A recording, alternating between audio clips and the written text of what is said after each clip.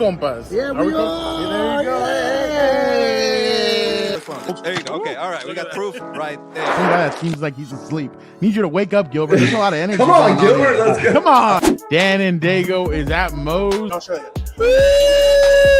I'll show you. I got it right. Okay, that's it. You guys, I am done with mine, but that's pretty much it. Couldn't get better than a 2026 6th-round pick swap for a 7th-rounder. So Freaking love you, Chad. Hey, dude. Cool, man. Compas on the beat, man. Derwin James signing off, man. Watch Compas on the beat, man. Welcome to What's Up, Bolts. I'm Fernando Ramirez. Like I said on Monday on Luna's Live, I apologize. I am so sorry. Thought it was going to be announced on Friday, so that's why we had this live scheduled, but it did not happen until Monday. So was going to do it yesterday, but then I thought, you know what? You guys are going to want the full experience from what happened on Tuesday. So I am here to give that all to you. I am not the only one that is here. As you guys saw, there was an individual that was with me earlier, just moments ago on the Compas show. That individual always has a lot of inside jokes with Robert D about milk and some other stuff. Who knows what the hell those two talk about. This individual said, Fernando, I finally have an offensive coordinator. This individual said, he's kind of weird though, but aren't we all? This individual is Dan and Dago. How are we doing? How are we feeling? Robert D, I hope you're in the chat. If you haven't seen Housemaid Robert D, I would go watch that thing. I'm still trying to see if I'm going to go watch that thing again. So make sure you get out there.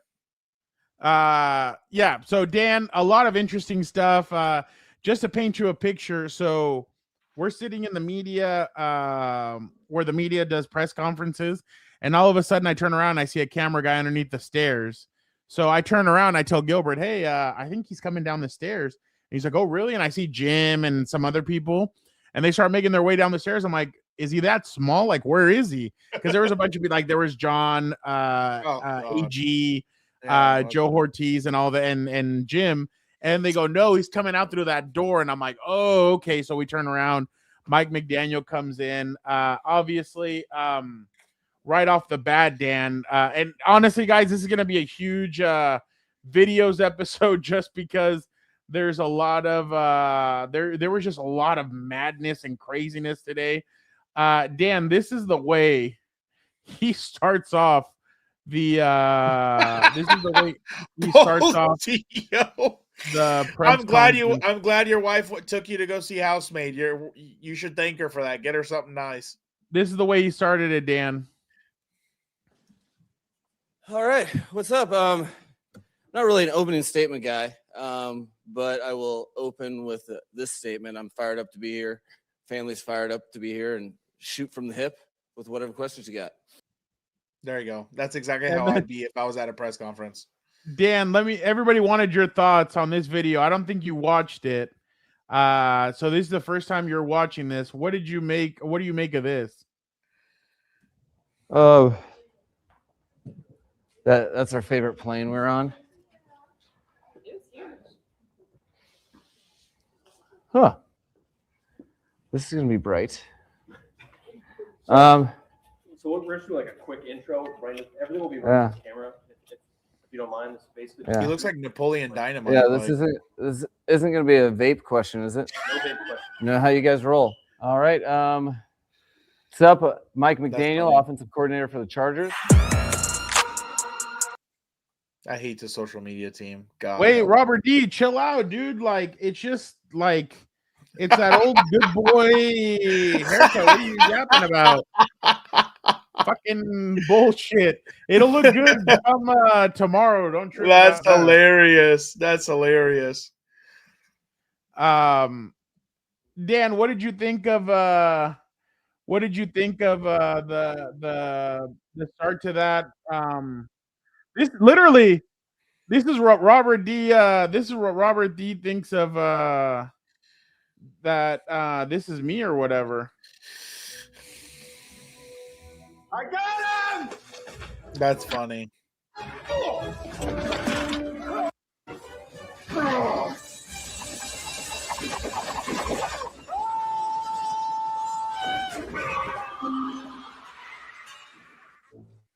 That's not me, Robert D. That's no, are you kidding me? Okia, we are not asking Dan that Sydney stuff. Sweeney by a mile, I think. Oh What's yeah, the matter dude. with you guys? After that performance in that film, oh my God, it's just Dan and it's Boltillo, Robert D. All you guys get them fired up. Boltillo, who are you picking? I don't know. No, I'm sorry. I got to think for blondes. Yeah, 100%. Okay, we're not doing that. Give me 2 reasons. That's probably from the movie. I need to go watch it again. You see? Jesus. Hey, Robert D, did you see the thing on Twitter about the girlfriends of the quarterbacks? I won't get into it further than that, so Gilberto doesn't have a stroke. But okay, let me know if you've seen that. If not, you should check that out on Twitter. Okay, right. So where were we? Yeah, let's get into actual stuff. I guess we got to talk about new voices that come into a locker room. What kind of a new voice do you want to be? The loudest voice. That's what a weird question. You just want to add value. You want to bring stuff out of people that maybe they are aware that they have inside of them. Maybe sometimes they aren't. I like to come to work and impact people, not off what I've done in the past or what I'm going to do in the future. I like to impact that day. So I've always kind of attacked life in that manner. And, I think people are inspired by that. And in team sports, to be a part of somebody, each individual or the collective, they kind of work hand in hand, but to be a part of a journey where they get better and you're a part of that's what my appetite is. And that's what I was very, very confident I could supremely capture here in one bolt way. There you go. So, I mean, I don't know. What did she ask? What kind of voice you want to be in the locker room or whatever? Yeah. I guess, whatever. I want to be the voice that wins fucking games. How about that? The voice that protects our quarterback, the voice that can run the football, have receivers get open and catch the damn thing. Like, again, this is why the offseason to me, I can't stand it because, yeah, it's exciting, but at the same time, I'm like, you have to wait and see who they're going to sign, what they're going to put out there. He's a strange individual. He is, but I mean, so is Jimbo. So they fit hand in hand. They probably have weird discussions about, whatever. I'd love to get you in a room with Mike McDaniel and Jim Harbaugh. Because if you notice, they both do the same thing at the podium where they kind of look through their glasses like they're, crazy. They have some weird look that they use their glasses. So I don't know if the media just relaxes or whatever, but yeah, I think he's a great football mind. I think, he made Tua look good. Oh, Robert D. We were talking about that with Boltillo. Robert D., who are you taking between the two? Scroll up in the chat and let me know. Boltillo, let me know who you're taking. But I think he's going to be a great offensive mind. I mean, he made Tua look good. I think he knew how to maximize some of those weapons he had in Miami. And I think he's going to bring some innovation that this offense needed. Like, you would see a lot of the times their passing game were very stagnant. They couldn't get guys open. And just the way you would see him move guys around in his own formations and stuff like that with motions, you're just like, oh, okay, that makes sense, Robert D. So you're taking Miss Beer over there. Got it. So, again, I'm excited, but at the same time, like, let's get to August. Let's see what the hell's going to trot out there. And let's see what happens because, again, this is all kind of hot smoke. That's why I'm not a big off-season guy because it's always like, you know what I'm saying? Like, it's great, but again, like, I'm waiting to see what's out there. So he basically told us, Dan, that that he goes, look, a lot of people have this misconception that because of the way I coached in Miami, that I don't like to run the football. You guys forget I was a running game coordinator before I was offensive coordinator, and then obviously the head coach of the Dolphins. And he's like, look, I do want to get back to the NFL. Gilbert asked him that question. He's like, is your goal to still get to the NFL? He's like, yeah, I want. I still do get want to the NFL. What do you mean? Still get to become a head coach. I apologize. Oh yeah. He's like, I do want to be a head coach. I want to lift the Lombardi, but I want to do that here too. And he spoke about different things. He spoke about like let's take away some of the workload on Justin. Let's do things where we don't have to completely rely on Justin and Justin's game, which to me, that was, I don't want to say a shot, but that's basically him saying, yeah, the previous administration did not. What's up, Xavier? Yeah, appreciate you checking us out from Shout out. or after the gym. But that's the thing that I took from him is that he was saying, yeah, he was being misused. And it is true. I mean, and that's why I asked him, Dan. Well, I'll get to that in a second. But for him, I mean, there's a lot that this Chargers team has, but there's a lot that it doesn't have. It doesn't have very good inside offensive line. Jesse, it has a good tackle and a good and 2 good tackles, but it doesn't. The inside is still weighing. Right now, their center from this year was 6'1" and barely weighed 300 pounds. What does that mean? He was athletic. Like if they still had Corey Lindsey, I think this team would have been way freaking better than what. That's another, last year. But like a heavy-footed Bradley Bozeman isn't going to cut it on this team. He can't move. 6'8", 6'9", Mekhi Becton, almost 350 pounds or 40 pounds or 30 pounds, whatever it is.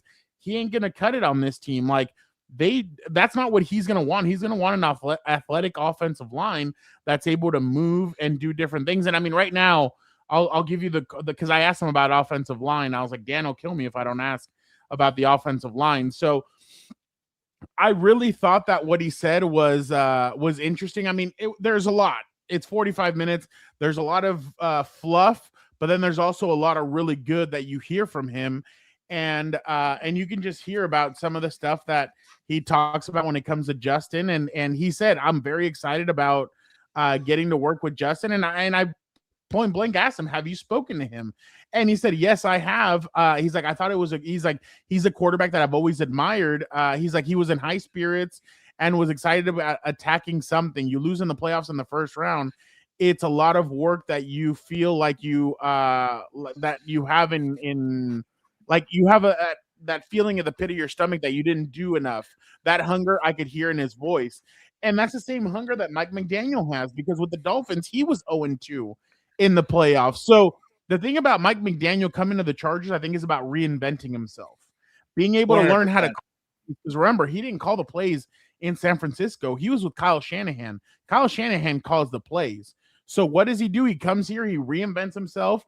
If the Chargers make it to the AFC Championship, make it to the Super Bowl, or win, whatever you want out of any of those combinations, next year they're all going to be looking at Mike McDaniel, and he's going to have his picking of what head coaching job he wants.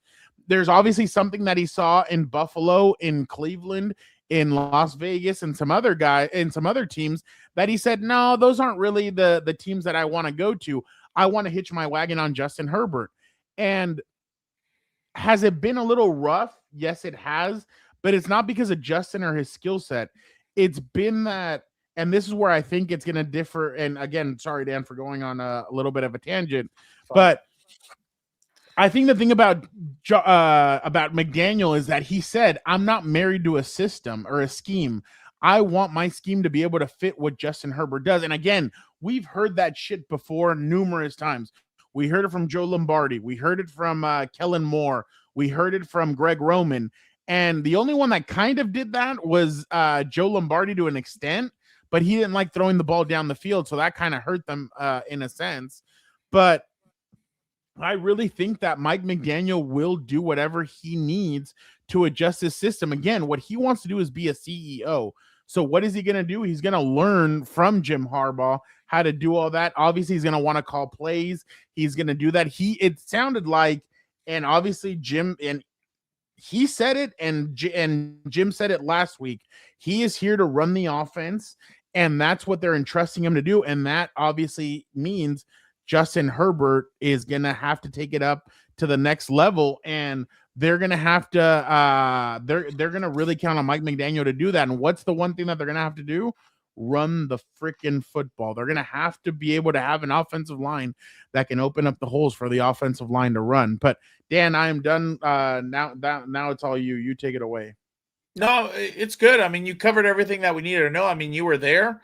The only thing like I said, this is a step in the right direction. But again, once free agency hits, once the draft hits, that's where you're really going to start to kind of get a picture where the priorities are. Again, if they're not signing offensive and defensive linemen, like I don't know what Mike McDaniel could do to make these guys look better, because you're still missing kind of a wide receiver one who's a big enough threat to really like get open on command. And I think the other thing is also, I think he's going to help Ladd out with his game. I think he's probably going to have a bounce back year. I thought he was kind of disappointing this year. Obviously had a stellar rookie year. But I think just the way he moves people around, the way he motions, the way he's creative, I think that's going to help him out. So we'll see. I think we have to still wait and see, because I think, is Quentin Johnston in his last year, or is it the 5th year thing? Yeah, they can pick up his 5th year option. A 5th year option, or you release him, right? No, no. Like, he would just play out this year, and then next year he's a free agent. Oh, so he is technically still under contract for this year. Yeah. I think he might even be able to help him out maybe a little bit. I like some of his clips when I saw him coaching up wide receivers in Cleveland. He was very creative on trying to help them work their releases, because again, what the biggest problem offensively was, A, offensive lineman, terrible. B, I would say the wide receivers being a little more consistent, getting separation, catching the football, moving first downs. I think the bright spot offensively this year, in my opinion, in my humble opinion, was both the running backs and the quarterback, and that's about it. Even the tight ends were too up and down. You had what's his name? Jalen Waddle gets hurt is the only thing, and I think he has a big contract, but I'm not sure. He does have a big contract. And the other thing was, Gadsden was up and down. He had that one big game, and then he kind of drifted away, had a couple bad drops in New England. So hopefully he can continue to improve, because, again, that guy to me is not a blocking tight end. If he's in there in the run game, they should split him out wide to hopefully try and get someone else. You shouldn't put him at the line of scrimmage, because he's basically a waste of space because he can't block. So, but, there's definitely upside to him. So you at least have a couple pieces. You just need to really, again, you build up that offensive line, and you hope to God those two don't get hurt again. And you could be very scary, a very scary team, but it all starts with the center. You need a competent center, understanding what pressure, where the pressure's coming from, what's going on, how to get the other 4 guys on the same page. You can't be successful and have A-gap blitzers untouched consistently. So I don't know. In terms of wide receiver one, in the draft or free agents, I still think, even if they're out there, it's going to depend on the price tag. And I think their priority needs to be offensive line, because in my opinion, again, you have a great offensive lineman, you can scheme these guys open, right? Because either Herbert's going to have enough time to where it's going to force these corners to try and hold a little longer, and they're going to come open, or what's it called? Or you're going to be able to run the football effectively, where it's just going to, help you out. So spare tire for Keon Coleman. So yeah, I mean, that's what I have to say on that. So this was Mike on I asked him about the offensive line. So Dan, I obviously want you to listen to this, because especially because obviously that is your area. You have many areas of expertise, but just want you to hear what he has to say about that. One of the issues here last year was Justin Herbert got hit and pressured at a high rate. By the way, I could feel somebody's eyes burning through my soul behind me. So, who was it? Jim was sitting there. Oh, really? Oh, that's funny. Just what is your view on what the offensive line is going to look like under you? And 2, do you have somebody in mind for the offensive line coach? Yeah, working through that staff process right now. But there's, definitely a targeted individuals that, we're working through to work with. I think it's paramount on, from a schematic perspective, you're trying to make sure that your quarterback is able to sustain 16, 17 games season now. And within that, you're trying to make sure that you have a coordinated execution to keep him upright, to keep him from getting hit, to be able to have completions that are a little less Escuché 4 Shit iPhones on se vendían you. por esa y no Damn dudé. it. Necesito un Damn iPhone it. nuevo. Watch, they're gonna. Oh. That you can get the ball out quicker, tying that to scheme, being very detailed with our blockers and where our launch point Appreciate is you, at. Boltillo. Is something that I've always prioritized when coming up with offense in general. So I think you never stray from that. I think kind of the way that over my course of time in the National Football League, all those years were within the same system that you're kind of evolving to your individual players. But a common denominator through all of those is how to make sure that your quarterback can be healthy and not be in vulnerable position too often. Has an incredible ability to do off schedule.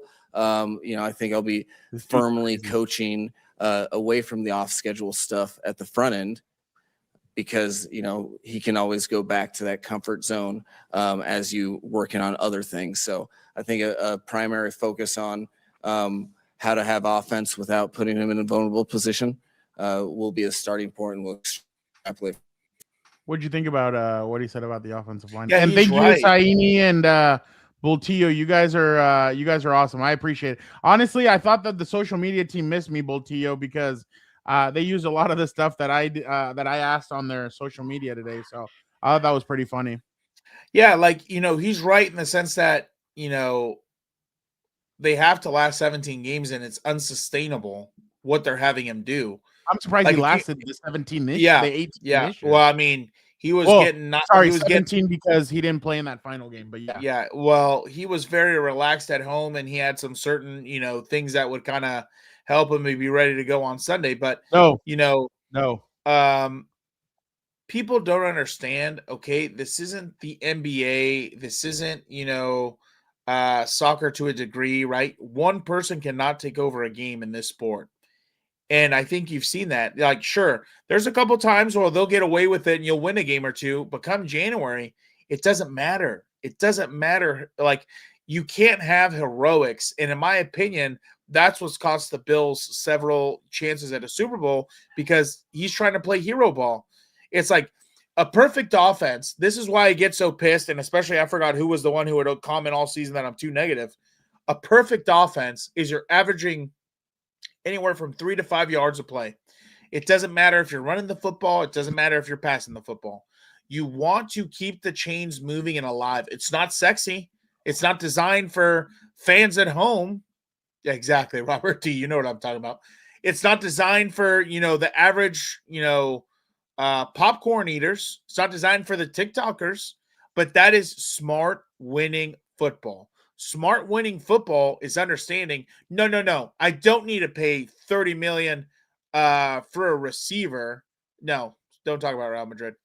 I don't need to pay $30 million for a receiver when I have guys up front who don't even know which A gap to slide to. So that's a problem. That's not winning football. That's why, again, I can't stand the Chiefs, but they were intelligent enough to understand we need great offensive linemen, and our receivers can be average, and we'll scheme them open. The problem they had this year, and I think last year a little bit, they would scheme them open. They just dropped the football. That's a fix. You have to be able to fix that. But, and that's what I think sometimes these teams don't understand. Like, what the Chargers need now is offensive linemen. They don't need skill players. Skill players will come. Skill players will develop. You'll figure it out. But you have to – but number one goal, if I have a whiteboard, number one goal is Justin Herbert needs to not – I would put up the stats of 2 seasons, hits, pressures, and everything else, and I'd say by next year that has to be cut in half, period, if you have any desire or chance of wanting to go to a Super Bowl. Because, again, wide receiver 1 will not make a difference if your face is in the dirt every single play. So I like what he says. I really hope he puts a huge emphasis on that, because that's what this team needs. It needs a complete overhaul of the offensive line. And I'm talking about the depth players also. Some of these depth players have been there since the Staley regime. So, again, I wouldn't break the bank on anything other than offensive linemen. I would not break the bank on anything defensively unless it's linebackers and defensive linemen. I know people were talking about cornerbacks, when we're getting towards the end of the season. I think for the most part, they're fine. The problem that happens sometimes is they just don't get a pass rush home. That's the problem. You need dominant defensive linemen. Like, I don't understand what more to look at than the Eagles. The Eagles are a bad play caller away. And, to be polite, an average quarterback, they have an average quarterback and they dominate, and they've been in 2 Super Bowls and they've been in 2 Super Bowls in 3 years, 4 years or whatever. And they won one. So again, I can't understand what other model you need than the Philadelphia Eagles, where you got to dominate the line of scrimmage and everything else will come. So look at that clean pocket, Dan. But that's what I'm saying. Like, that's what I'm saying. That's what you need to do. It's not about just having them sit back there and drop back, or, trotting whatever offensive lineman out there to try and scheme them up. So you need that. And that's what Tua, imagine my guy, he's going to be surgical. He's going to be lethal from the pocket from there. So again, priority 1, center, priority 2, 2 guards. Look at that. Nobody around him, Dan. That's what I'm saying. Like, you need offensive linemen. That's what's going to take this team over a hump. Because the problem is, in January, offensive linemen, defensive linemen, that's what wins you ball games. And I think you saw that especially against the Patriots. You have pig on skates, the king himself, Bradley Bozeman, just getting whipped on a 4th down play where Milton just gets to Justin like, a hot knife through butter. So I think Boltillo wants to watch this. Who let the dogs out? There you go. I was about to say, we'll get shot. What is Look this? at this. What's that? Oh, here he goes again. Oh, They're whoa, trash. whoa. He got the ball stolen. They're He's trash. the best midfielder in the league, though. Look. He's trash. Can't do that. Can't do that. Bunch of Barca bums. Boltillo, your guy. Oh, he put something about Pedri. That's hilarious. Dan, did you see this clip? I know about Zion. I don't know about Zion. Is Zion a free agent? He is, but some people might say that it's going to be between him and Lindenbaum. Who would they rather have? Oh, not the Zion. center from the Baltimore Ravens. Yeah, I know who, but not Zion. Oh, I saw that. Yeah. The pants, shorts, what are they? Well, they can be both. Sort of a high-end jogger. Joggers, huh? I call it one of my exotic staples. It's kind of my run game philosophy. I think being able to run it right at him, but maybe switch it up a little bit. It's like, get a little exotic. Do you like pizza? He does the Mike McDaniel one better than the Jim one. Yeah. Like all kinds of pizza. So it's like putting pineapple on pizza. I'm gonna say a pepperoni guy. Sure. But yeah, pineapple's great. Some people dip ranch in their pizza. Yeah. So everybody wants a run game. How do you find the pineapple to go on that? And that's where I come in. It tastes good. Yeah. So well, Jim does do that when he's sitting down. I think we got a deal. That's funny. That's funny. Yeah, I saw that video. That was pretty good. So this is Mike McDaniel talking about if he talked to Justin Herbert, and listen to what he had to say. Spoken to Justin? Yes, about a week ago. Well, I think it was good for me. You'd have to ask him if it was good for him. I'm pretty sure it went well.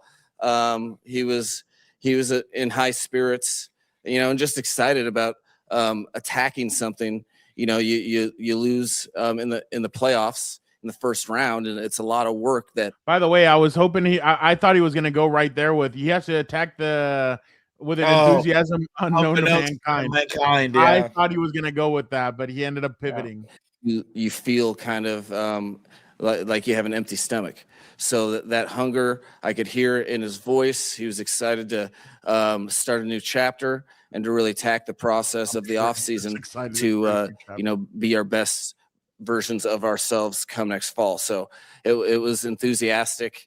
I was in a room talking with a really loud inside voice out of passion, and I think he recognized that, and we were both geeked for the future and the possibilities that it brings.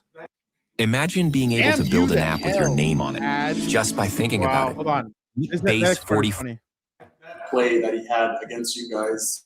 Vlad McConkey, just what did you think about? That's what I knew. What I think, I've been in the National Football League for 19 years. Damn. In that process, you are fortunate to share the field with guys that can just in an 11-on-11 game, they can really take over and put the team on their back. And that was the latest and greatest example of that on the short end of the stick. So I think. So basically you gotta. I mean, and if you want to see it, the Chargers social media team actually put it together as we wrap up here. They put it together like this. Play that he had against you guys. Vlad McConkey just. Pressure coming again. Herbert in trouble. Like, look at this. What a joke, dude. McConkey, who stops on a dime. There he goes. McConkey inside the 20. How did Herbert? You are fortunate to share the field with guys that can just in an 11-on-11 game, they can really take over and put the team on their back. It's just crazy. Get him some offensive linemen. I don't want to talk about anything anymore. It's depressing to me. Justin? That they can't protect him. Yeah, it's depressing to me. Like, dude, come on. Jimbo, you're supposed to be offensive line guy, run guy. Like, get it done. Let's go. Go talk to your, Mr. Clean. Get it done. Let's go do it. I completely agree. Joseph, the thing is that, by the way, guys, Buffalo Wild Wings will be giving away free wings if the Super Bowl goes into overtime, redeemable on February 23rd. So make sure if it goes into overtime, you guys go check that out. But Joseph, from what I understood, the Chargers had a handshake agreement with him. They let him go out and go. If he wanted to go look at other head coaching jobs, they let him do it. And then when he was ready, he came back and he said, "I'm ready to go. Let's do this." So I think that's a big indication on the faith that Jim Harbaugh and the Charger organization had with him about, hey, we're trusting you. Shake hands. You're not going to take any other OC job. He didn't. He came back. And he said multiple times, this is a job that he wanted. This is the job that he wanted to take, and this is the job that he wanted to have. So I commend him for doing that. So 100%. That's the reason why I kind of took a little bit, because they let him go back and go do some other interviews. So, but yeah. That's basically it. I really think that he is going to the way they do this stuff. But Jeff, I know. I think